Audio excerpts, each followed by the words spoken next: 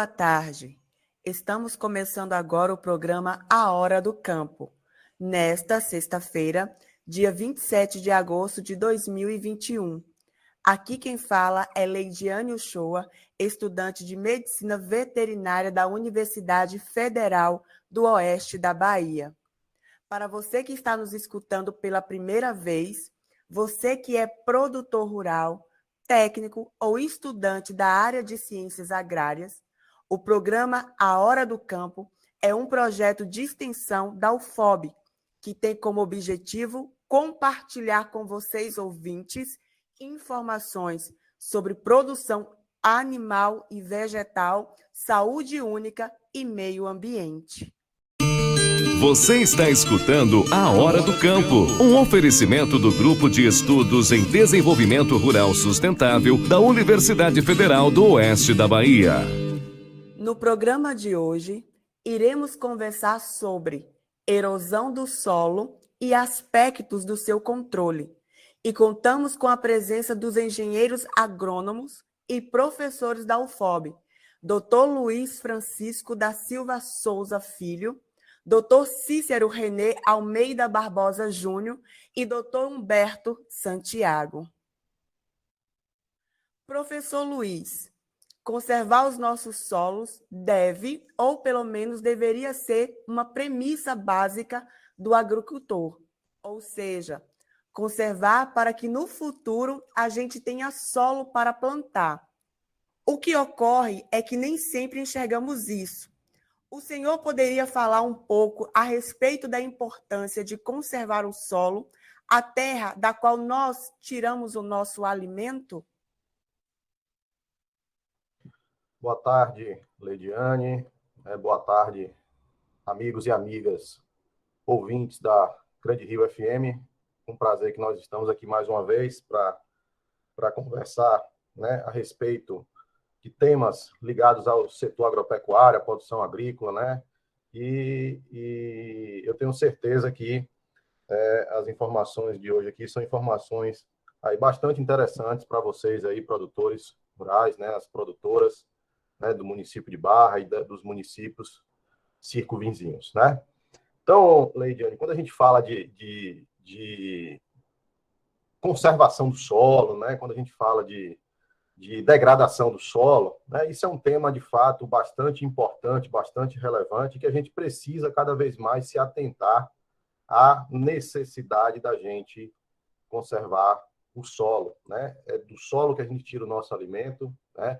É no solo onde a gente constrói as nossas casas, né? Então, o solo, ele é a base, né, aí da nossa vida. Então, e de fato, isso que você colocou, né, com relação à necessidade da gente conservar o solo, né, nem sempre a gente observa isso, né? Então, é muito comum no nosso cotidiano a gente ver um pouco questões relacionadas à degradação do solo, né, aqueles aspectos relacionados à própria erosão do solo, né, que é o tema da nossa conversa de hoje, né? Então, antes de falar exatamente da parte de conservação do solo, né, é importante a gente ter em mente que o solo, né, ele é um recurso natural, né? Então, é um recurso natural que, dentre, né, as classificações aí que a gente tem, né, de recurso natural renovável, recurso natural não renovável, né,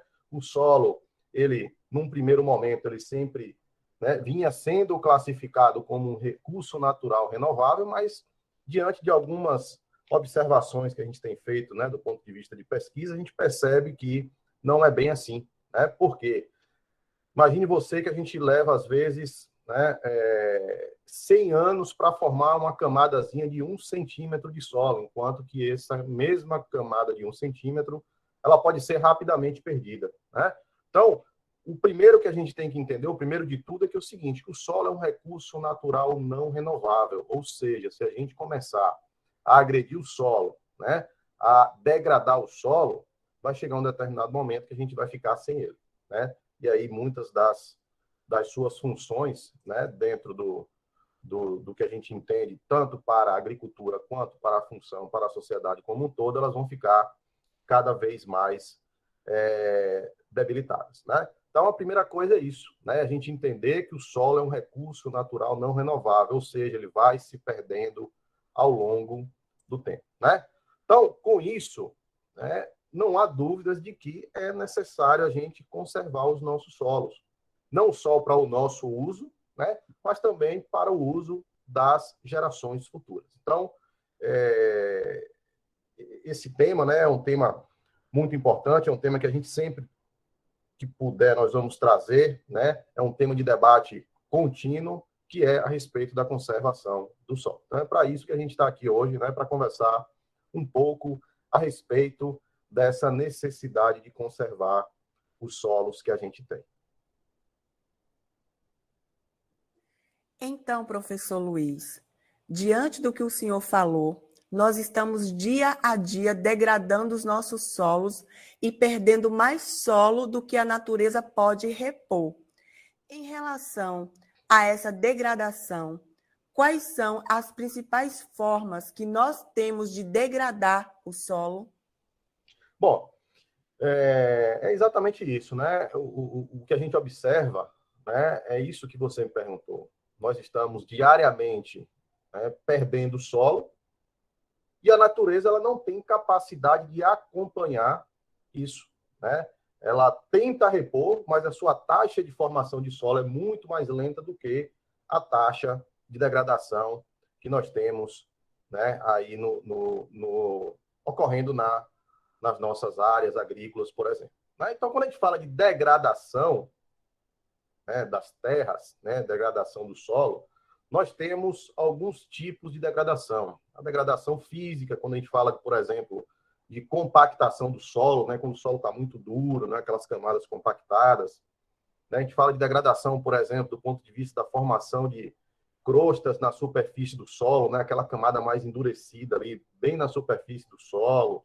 A gente fala de degradação do ponto de vista de tornar o solo mais ácido, né, pouco, né, com características que são adversas aos cultivos. Né? Outra forma, né, a salinização do solo, né? Isso também é uma forma de degradação. Né? E nós temos, né, inúmeras outras formas de degradação do solo. Né?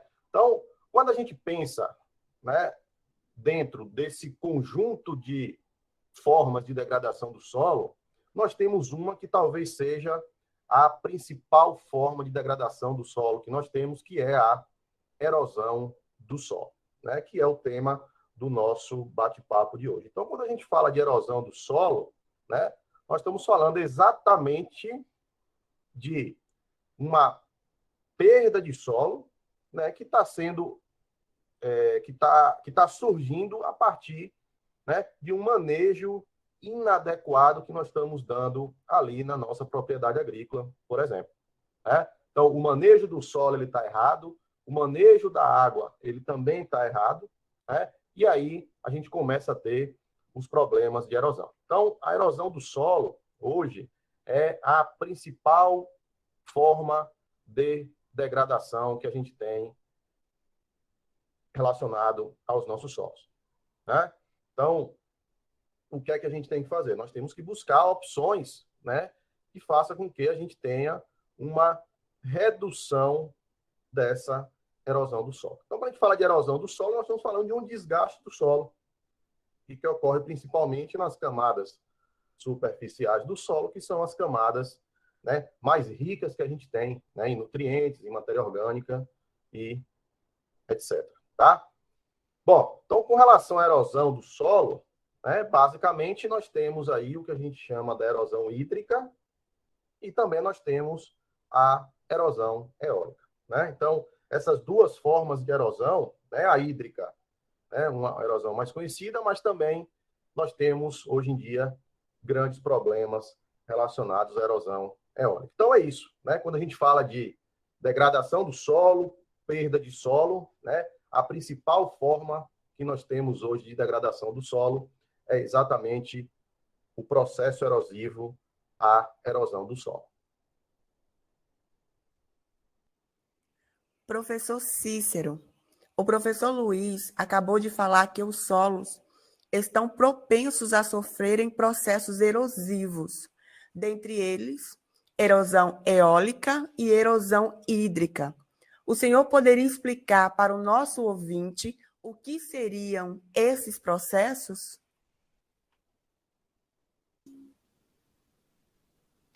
Boa tarde a todos.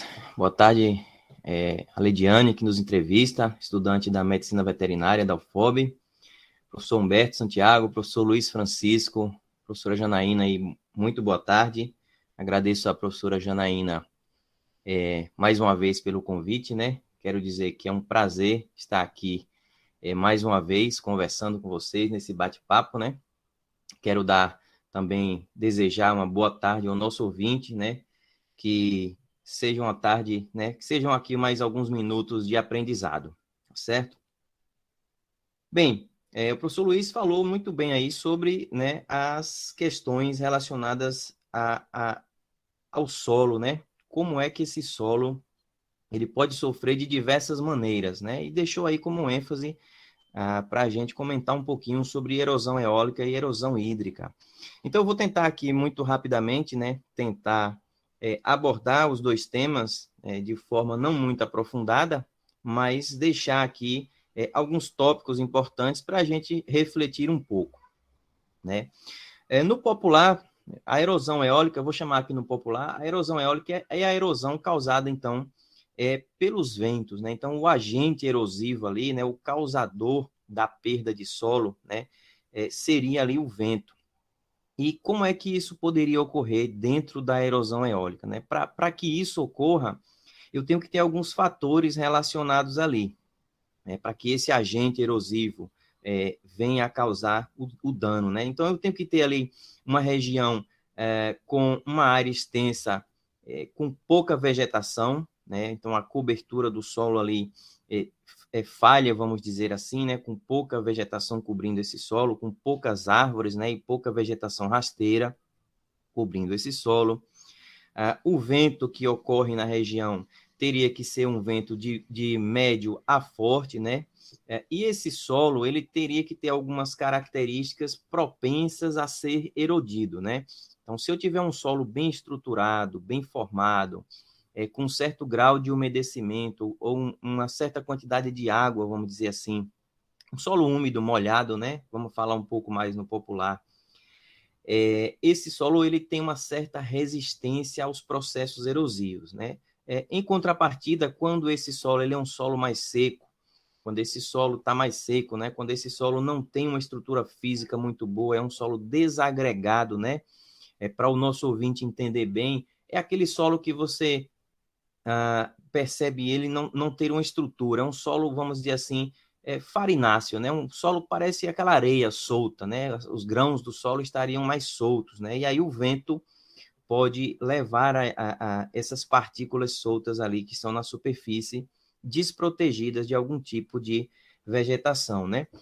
As nossas atividades agrícolas também, né? Se elas forem feitas, né? O manejo das nossas atividades agrícolas, se elas forem feitas de forma a deixar esse solo propenso a receber esses ventos, né? Se a gente deixar o solo descoberto, se a gente entrar com maquinário, né? Tratores nesse solo, numa condição que o solo não está apto a receber esse trator, um solo muito seco, né? A gente vê muitas vezes passando pelas rodovias, né? Aí do oeste da Bahia, muitas vezes o agricultor ele precisa trabalhar aquele solo e o solo não está, né, tão preparado, vamos dizer assim, não está na umidade ideal para que essa máquina entre no campo. Então, ele entra com o trator no solo, com o solo naquela condição de seco, e a gente percebe, né, muitas vezes, o trator passando na propriedade, né, e aquela poeira subindo, né, aquele poeirão subindo. Né? Então, aquele solo que foi levantado ali pela máquina, aquelas partículas mais finas, prontamente serão arrastadas pelo vento, e a gente percebe, né, justamente isso acontecendo. Um outro exemplo que eu posso dar, né, ainda dentro da erosão eólica, na região de Barra, são aquelas dunas, né, as dunas da geleia, não é isso? Vocês que são da região devem conhecer essas dunas, chamadas dunas da geleia, lá no povoado de Icatu. Então, aquilo ali já é um caso extremo, né, para deixar como exemplo aqui, de erosão eólica. Então, aquele solo com partículas muito finas, desagregadas, ou seja, soltas, seco, né, um solo seco, porque a região é uma região que chove muito pouco, e o vento muito forte naquela região. Então, aquele material que fica na superfície ali, né, foi arrastado, né, durante décadas e décadas, a ponto de formar, então, as dunas. E hoje a gente percebe que essas dunas, elas são móveis, né? Elas vão cobrindo rodovias, né? Rodovias não, estradas rurais, perdão. Elas vão cobrindo estradas rurais, vão cobrindo ali infraestrutura básica, né? E cobrindo, inclusive, áreas produtoras agrícolas, né? Eu soube, quando cheguei na região, que até um povoado inteiro teve que se mudar, por conta que as dunas causadas por essa erosão eólica estaria aí forçando, né, a saída do pessoal. E falar um pouquinho aqui sobre a erosão hídrica, que foi o segundo tema aqui da nossa pergunta, né? Então, a erosão hídrica é a erosão justamente causada pela água, né? E aí a gente tem erosão em lagos, em mares, né, em rios e pela chuva, tá certo?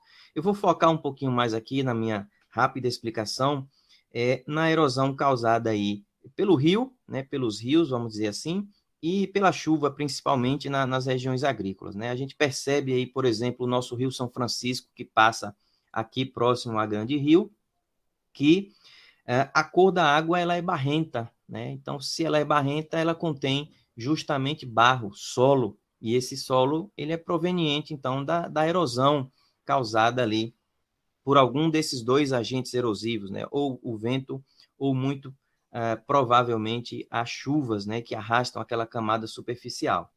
Tá? Então, da mesma maneira que o vento, né? A água para causar erosão, os rios eles, né? Arrastam ali, solapam as suas margens e vão levando grandes quantidades de solo.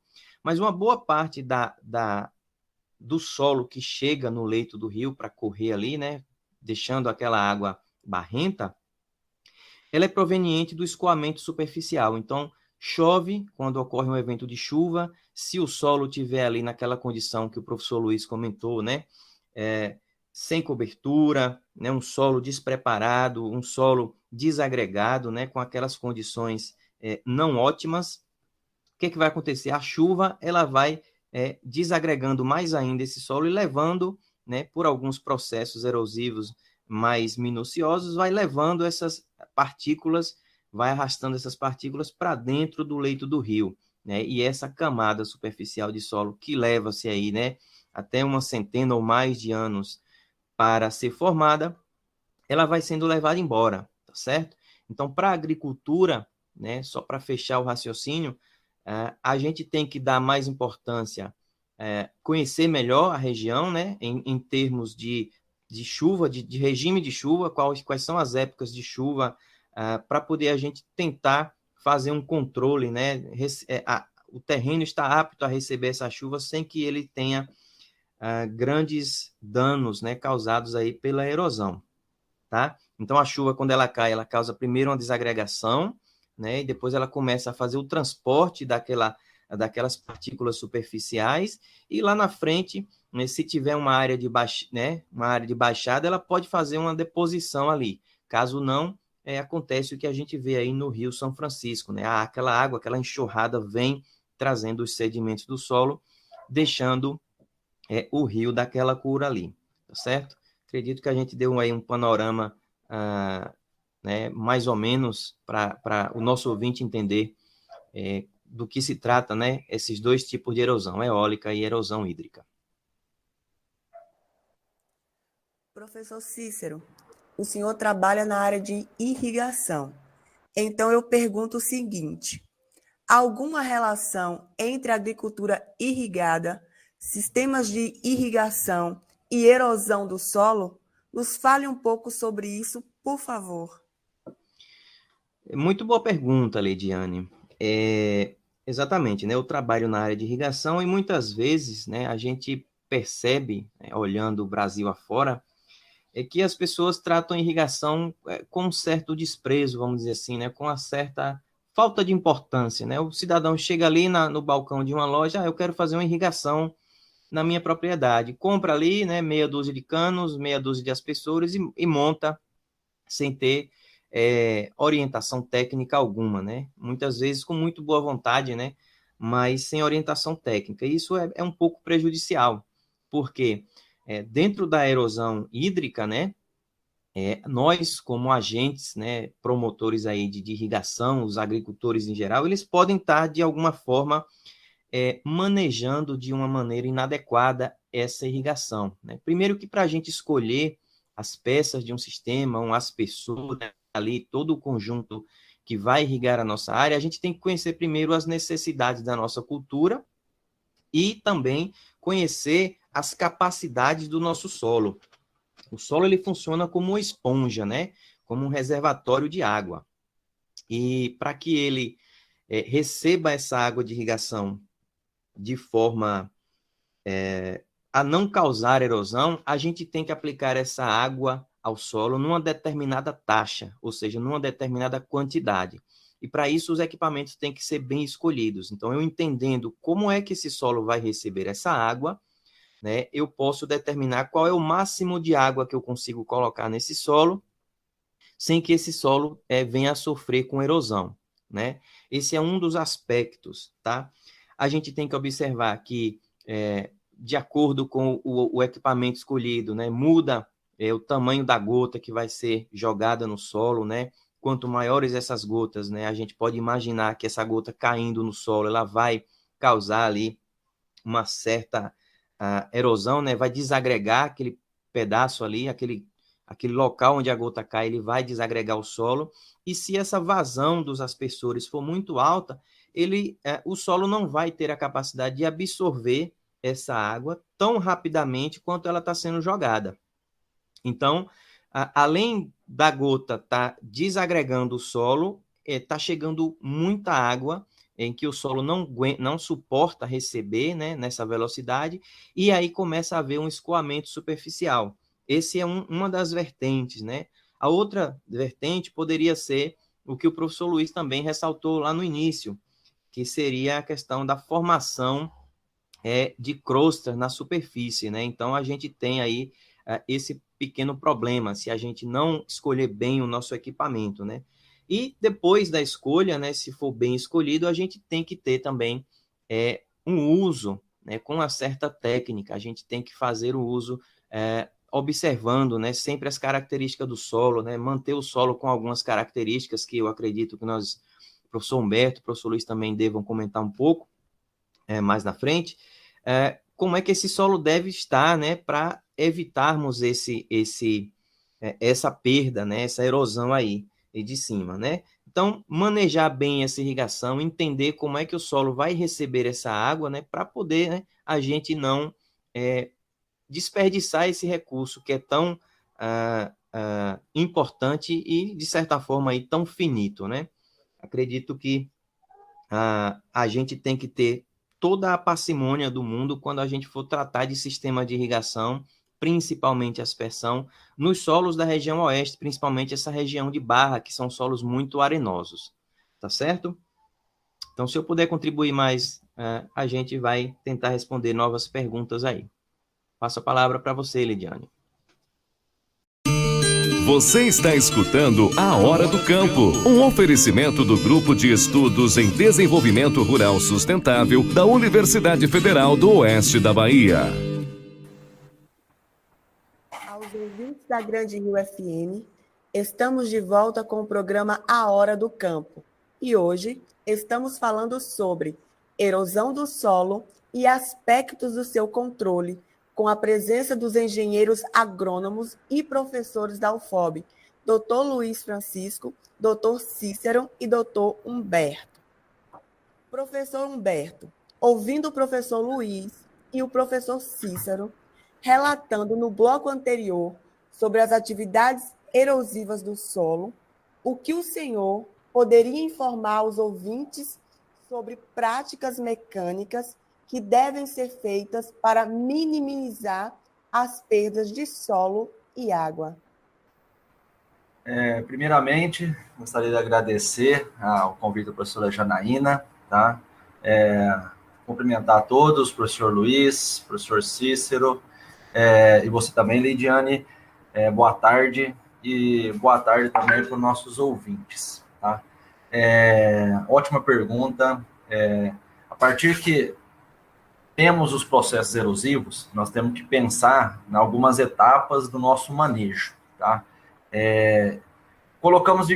Podemos dividir em 3 setores, dentro da parte vegetativa, tá, o controle vegetativo, edáfico, que é uma relação, professor Luiz, caso no final queira comentar um pouco, em relação à nutrição do solo, mais aprofundado, e a prática mecânica, porque desde o início da operação agrícola, tá, nós temos essa diferenciação, tá, e temos também a prática, como o professor Cícero citou, muito intensa de máquinas, tá? A compactação, quando eu falo que uma máquina ela é muito erosiva, ela, primeiramente, a pressão que ela causa no solo, ela faz com que camadas profundas sejam compactadas e camadas superficiais também sejam compactadas. E dentro de um manejo, né, de um ciclo de uma cultura, são vários fatores que vão interferir, tá? E para que isso seja minimizado, eu tenho que fazer, como eu comento, saber a técnica, planejar, e dentro desse planejamento você ter a gestão, tá? Porque essa gestão, muitas vezes, é focada na parte econômica, né? E nós precisamos vir para a parte técnica e de planejamento para que a parte econômica, só de desenvolvimento da lavoura, acaba esquecendo que parte do produto, o solo sendo carreado, tá, deslocando, tá, para outro local, isso está levando adubo, tá, que você colocou na área, às vezes produto químico, como herbicidas, que não podem sair daquela área, sendo deslocada para as outras áreas, que é chamada aí da técnica do runoff, tá? Que é o deslocamento de produtos químicos que são colocados no solo, são deslocados para as outras áreas, tá?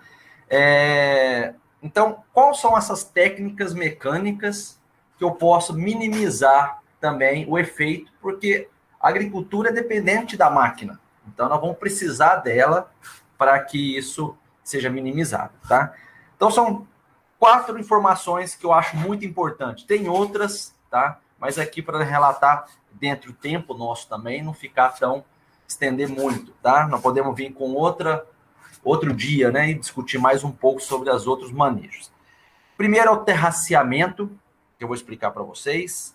Os camalhões, tá? Os carreadores e complementando as barraginhas. Se eu quero segurar o meu solo e infiltrar a água, que é importante, o meu solo tem uma capacidade de retenção, uma quantidade de água, eu não quero que essa água e esse solo saia daquela área minha de produção, tá? Então, vamos começar com o terraceamento. Terraceamento, pessoal, existe o de base larga, tá? E o de base estreita. O que significa isso? São operações que eu faço dentro da minha área com um implemento próprio de terraceamento, tá? Que eles seguram a quantidade de água, mas para que eu faça isso aí, eu preciso orientar uma curva de nível. O que seria essa curva de nível e essa barragem, né? Seria como se fosse uma barragem de água. Eu vou elevar um pouco o meu solo em certos pontos, relacionando 2 fatores. O professor Cícero, ele trabalha muito com essa área, calcular a infiltração de água no meu solo. Mas dependendo de um período, eu posso ter esse volume de água maior que a minha taxa de infiltração. E aí, o que acontece? Esse acúmulo de água vai escoar, né? E nesse escoamento superficial, eu preciso ter uma barreira, porque a água, conforme ela vai ganhando pelo tempo um volume, também a sua velocidade vai aumentando, tá ok? Então, seria 2 tipos, que é uma retenção, como fosse, é um pequeno elevação que eu faço no meu solo em nível, tá? Ao longo de um espaço, tá? Não seguindo o quê? Que pode acontecer muitas operações mecanizadas e a curva de nível, esse terraceamento em nível, mal planejado.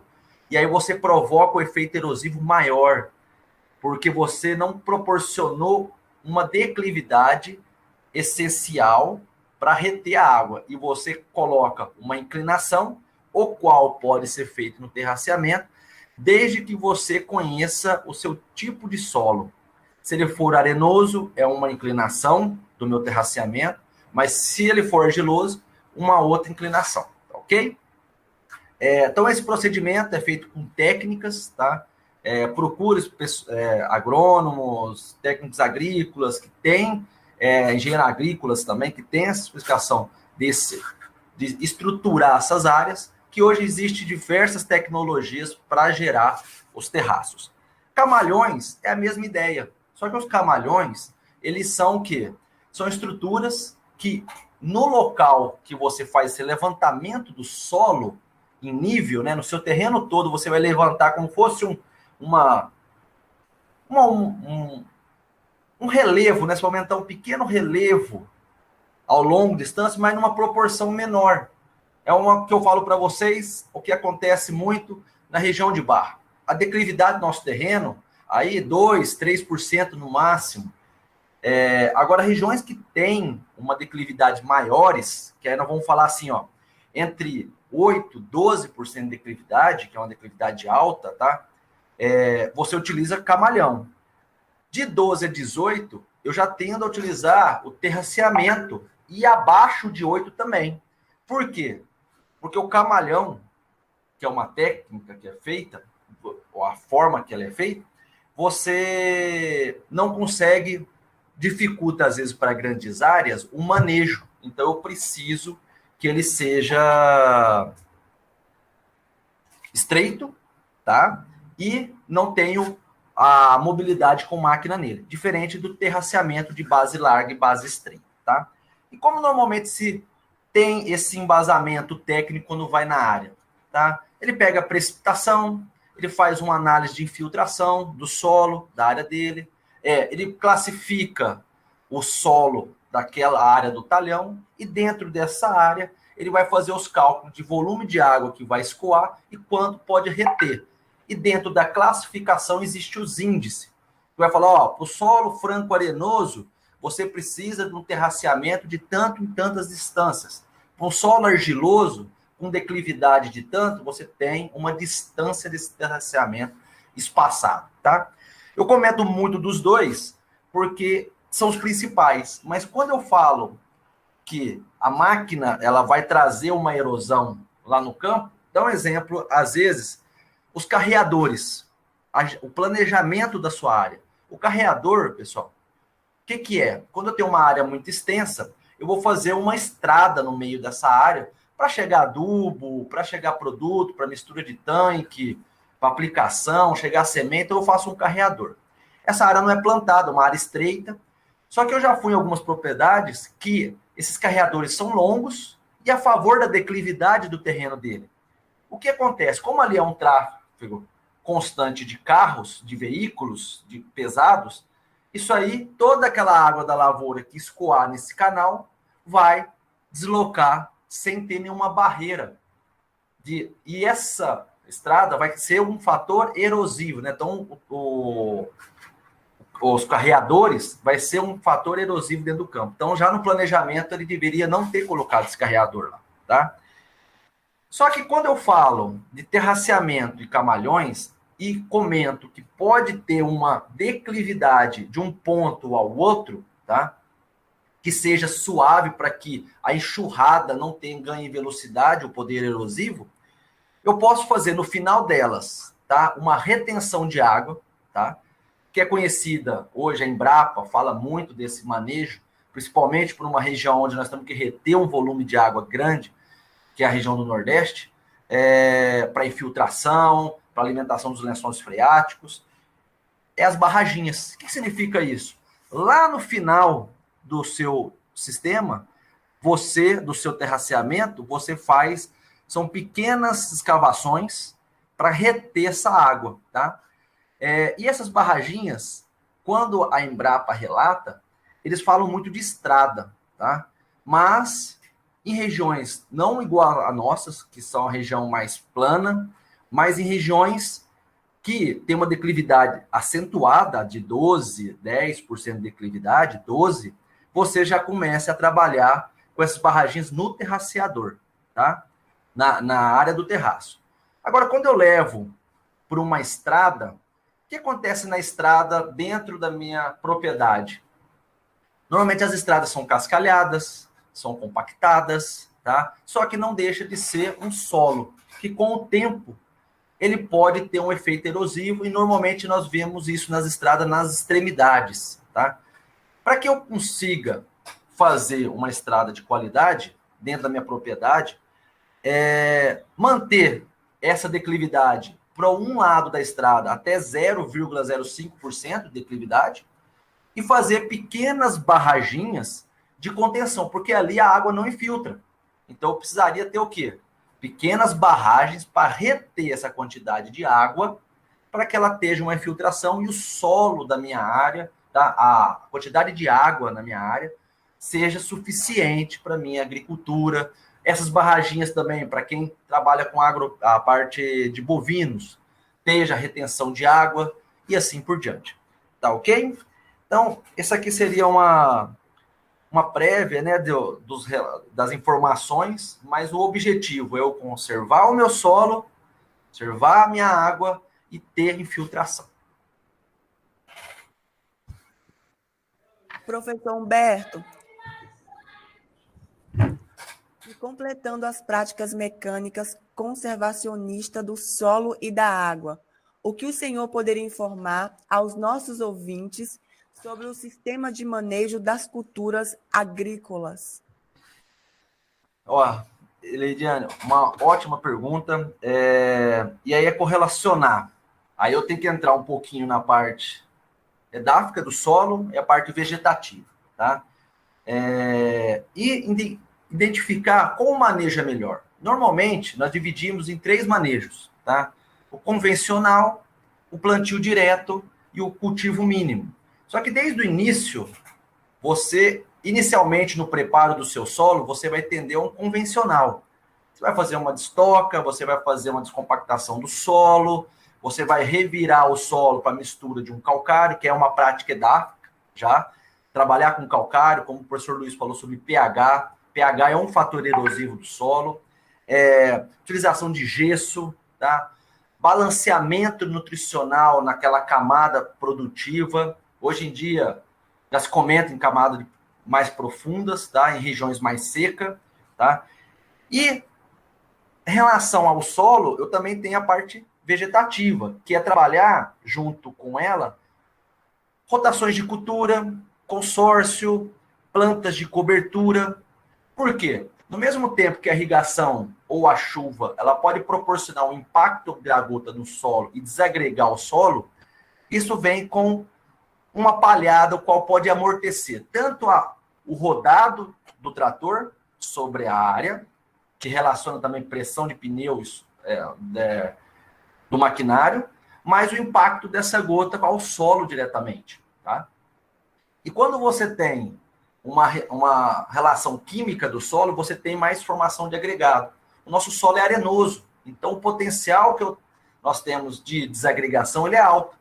Então, relacionando a condições edáficas, trabalhar com adubação verde, tá? Por quê? Para que aquele microclima do solo seja variável, tá? E você tenha disponibilidade de atividades biológicas, de atividades químicas, tudo desde que um agrônomo específico possa calcular essas quantidades de produto químico, a adubação verde, quanto que ela proporciona para nós. E aí tem 2 diferenças que eu comento. Uma é a adubação verde, onde eu quero nutriente. São os fixadores de nutriente no solo, somente nitrogênio, tá? Na verdade, o nitrogênio só, tá? E adubação orgânica, onde eu tenho um composto já com a decomposição elevada para a relação de CTC do solo, tá? E também para ativação da microbiota. E, junto com isso, eu trago a diversidade das plantas combinada na área. Então, eu vou falar sobre 4 informações aqui. Primeiro, é o plantio direto. O segundo é o ILPF, que é uma interação lavoura, pecuária e floresta. Rotação de cultura e consórcio. Hoje em dia, quem produz milho, tá, ele pode trabalhar o seu manejo na entrelinha com braquiária. Por que braquiária ela é tão importante? A braquiária ela tem um bom desenvolvimento radicular. Dentro do desenvolvimento radicular, ele tem a formação alta de lignina, onde gera matéria orgânica no solo. Tá? Você precisa ter um manejo inicial, porque essa braquiária ela tem um desenvolvimento mais rápido do que o milho, tá? E aí isso pode prejudicar a cultura do milho. Então não é apenas eu colocar as duas lá no campo, as duas culturas. Eu tenho que manejar elas para que a braquiária não prejudique a produção do milho, que ali já está criando um meio de competição. Então é trabalhar duas culturas junto, consórcio.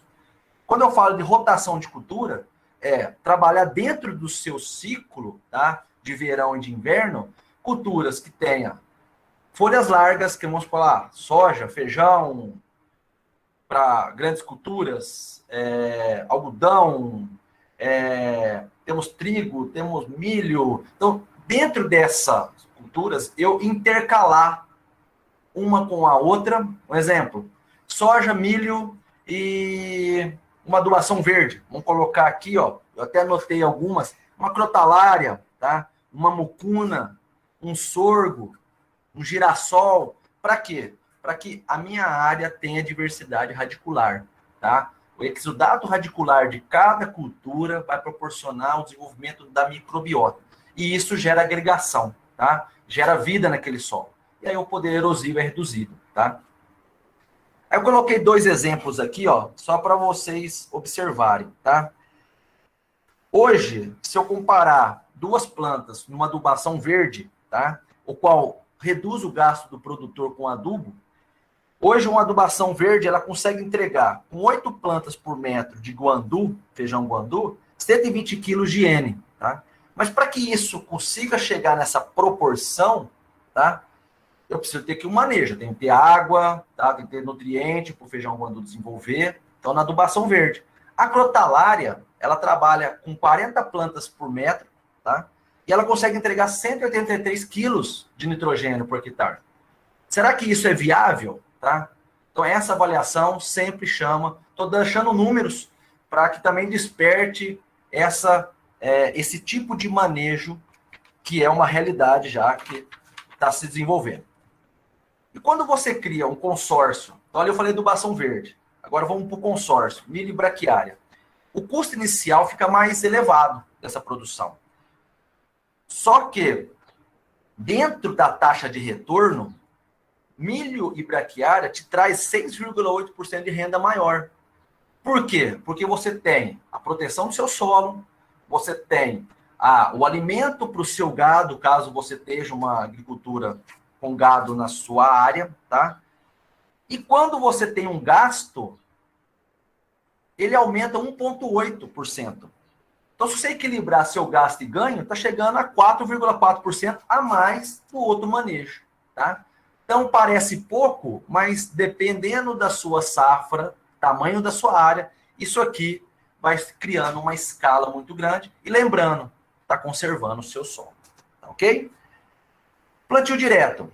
O plantio direto, o principal dele, ele é uma ideia muito boa empregada para o Brasil, porque ele tem a palhada, essa palhada vai se decompondo ao longo do tempo, mas colocando a palhada no ambiente, em superfície, eu tenho a palhada também no solo, tá? A palhada no solo não, o efeito raiz no solo, que isso é muito importante no plantio direto, tá?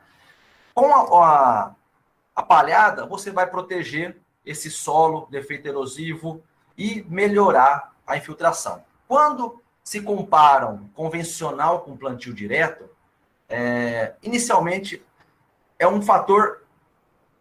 desenvolve mais o sistema radicular no sistema convencional, ele tem maior infiltração? Sim, inicialmente, tá?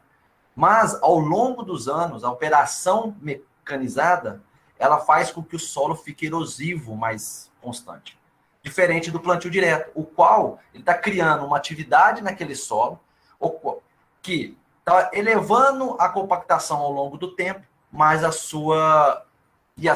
infiltração está sendo reduzida, mas favorável à sua agricultura. Que se eu utilizar uma rotação de uma adubação verde com sistema radicular agressivo, eu melhoro ano a ano sem ter problema, igual o convencional traz o efeito erosivo. Ok? E o ILPF, para fechar aqui, que nosso tempo está acabando, para fechar, o ILPF é uma combinação de lavoura, floresta, tá? Lavoura, floresta e pecuária. Quando você pensa numa estrutura do solo, tá? Você necessita de uma planta, o qual ela vai extrair o máximo de nutriente em profundidade e trazer essa umidade para a parte superior, que é o sistema radicular de uma arbórea, tá? E a exploração superficial das plantas de lavoura, que é até ali hoje 40 centímetros de profundidade. E com essa ciclagem de nutrientes da parte profunda para a parte superior, essa umidade, tá? Muda o microclima próximo da lavoura, o qual ela sofre menos com a radiação, um fator muito importante aí na região de Barra, tá? Ela sofre menos com a intensidade luminosa e também com as temperaturas, tá? E quando eu faço um balanço, o que o LPF, tá, entrega melhor do que um cultivo convencional? A reposição de carbono, tá, e nitrogênio. Nesse balanço, tá, nós colocamos em porcentagem 10% a mais, das pesquisas mostram, e de carbono 7,8% a mais.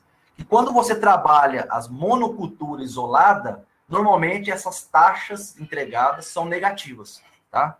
Não todas elas, mas a maioria se entrega uma faixa negativa. E isso não é tão favorável, tá?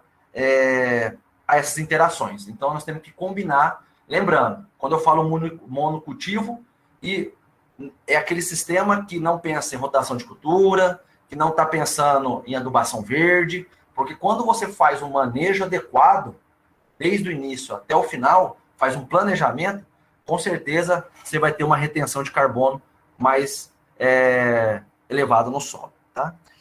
Eu acho que eu consegui passar muito detalhe, tá? Essa parte tem várias técnicas que podem ser manejadas dentro desses sistemas que eu falei, mas eu acho que eu contribuí um pouco aí para os ouvintes, os agricultores, então, os técnicos, agrônomos, estudantes, mudar a visão da agricultura e tentar cada vez conservar mais o solo nosso.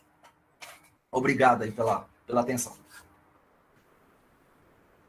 Já estamos chegando ao final do programa A Hora do Campo. E hoje falando sobre erosão do solo e aspectos do seu controle, onde aprendemos bastante sobre a importância de se conservar o solo, a relação entre agricultura irrigada e erosão do solo e como realizar as práticas mecânicas de forma adequada para se conservar o solo. Gostaria de agradecer mais uma vez a presença do Dr. Luiz Francisco, Dr. Cícero e Dr. Humberto, que são agrônomos e professores da UFOB. Agora passo a palavra para vocês darem seu recado final para os ouvintes da Hora do Campo. Bom, Leidiane, então agradecer a oportunidade de estar aqui, né, conversando com os nossos ouvintes aí a respeito da necessidade de preservar e conservar o solo, né? Então tem uma frase muito famosa do Franklin Roosevelt, que foi o 32º presidente dos Estados Unidos, que ele diz o seguinte, né? Nosso dever proteger o maior patrimônio nacional, porque a nação que destrói o seu solo destrói a si mesma, né? Então, essa frase é uma frase de impacto que retrata muito bem a importância do solo para a nossa vida, né? Então, mais uma vez, muito obrigado e estou sempre à disposição para o que vocês precisarem aí, né, dentro aí da nossa atividade profissional. Então, uma boa tarde e passo a palavra aí aos colegas. Bem, só agradecer mesmo aí mais uma vez a oportunidade do espaço aqui, né? Agradecer a Grande Rio FM né? Novamente a professora Janaína e a nossa entrevistadora Leidiane. Só quero lembrar o seguinte, né, que a universidade chegou há pouco tempo à Barra e, graças a Deus, nós já temos aí vários estudantes se formando, né, a cada semestre. Então, essa questão da conservação do solo agora pode contar aí, né, com os novos profissionais formados na UFOB para alavancar a agricultura aí no oeste da Bahia. Ok? Boa tarde aos ouvintes e boa tarde a todos. Pessoal, eu queria só agradecer, muito obrigado, tá? Pelo convite, a participação, achei que foi ótima. E vamos aguardar. Qualquer coisa estamos à disposição de vocês também na universidade. Um grande abraço aí, até mais. Antes de finalizar nosso programa de hoje, gostaria também de deixar o nosso agradecimento à equipe da Grande Rio FM, em nome dos senhores Arquimedes e Chiquinho, pelo apoio ao nosso projeto, que tem como objetivo conectar a universidade com o campo.